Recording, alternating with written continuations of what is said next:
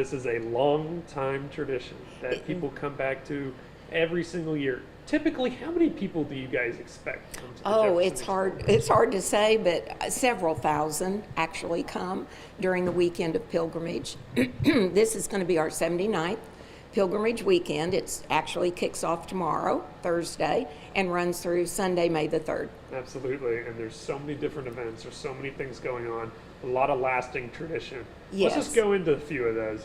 Tomorrow there is the murder trial. And what There happens. is our initial at the Playhouse. Our initial play is tomorrow evening, the Diamond Bessie murder trial. There will be 5 performances during the weekend, and tickets are available online. However, we are almost sold out. So if you want a ticket, go online and get one now. Yeah, you got to get going. You got to That's get right. going. And then Friday marks the beginning of our home tours and garden tours. They will run Friday and Saturday from 11 to 4. We will also have our quilt show open at the Methodist Church. We will have an artist and craft fair and plant sale here on the front porch of the Excelsior Hotel. Okay, so there'll be home and garden sales and whatnot. So, Yes. as far as these homes, are these historical homes? What are people interested to find out whenever they get these tours? Yes, all of these homes are historical. We have 3 homes on tour this year, and they all have a piece of history related to them. So folks come to see those beautiful homes that have so much history involved with them, and has been such a attraction to coming to Jefferson in the first place. Right, exactly. And so you go on to the next day. There's a parade that you guys hold and whatnot. Yes, there is. And to which you guys try to honor certain organizations. Is that right? We do, and this year our parade will be at 10 o'clock on Saturday morning here on the Austin Street in front of the Excelsior House Hotel.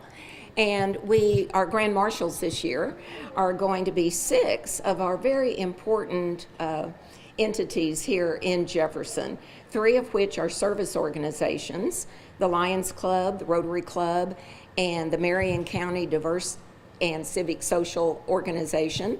And then we also have our Historic Jefferson Museum, Carnegie Library, and Historical Jefferson Foundation. They are all serving as our 6 grand marshals this year. Right. Carnegie Library as well. Indeed. It is one of the last standing Carnegie libraries left in Texas. It This is. correct? Yes, it is open 6 days a week and open to the public. And it's one of 4 remaining operating Carnegie libraries in the state of Texas. So Right. we are very proud of And it. Carnegie, he had a huge agenda to make books or libraries across the United States. Well, that was right? part of his philanthropy as in his life. In fact, he got that from his mother, who told him at an early age he should share his wealth, that wealth should be shared. Those who have it should share it. And so he decided to do it in that way by building Carnegie libraries all over the United States. And in Jefferson, ours opened in 1907. 1907. And there were many stipulations to it. It had to be a certain style, like Greek Revival. It had to be 2-story, had to have hardwood floors. There needed to be a kitchen.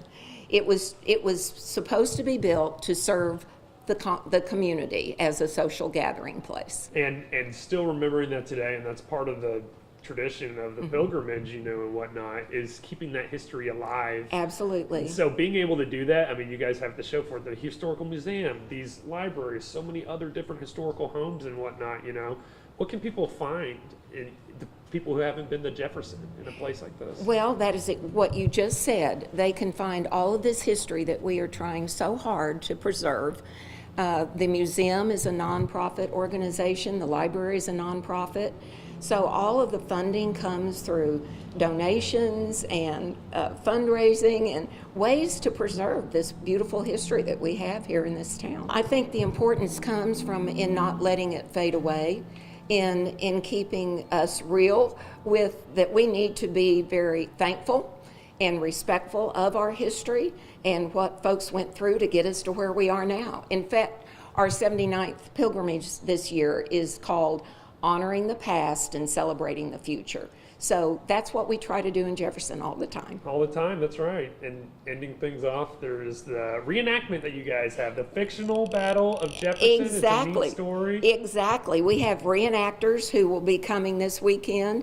They will be camped in different campsites around Jefferson, and they will be participating in our parade and have a reenactment right here in a little skirmish, I guess you'd say, right here in front of the hotel.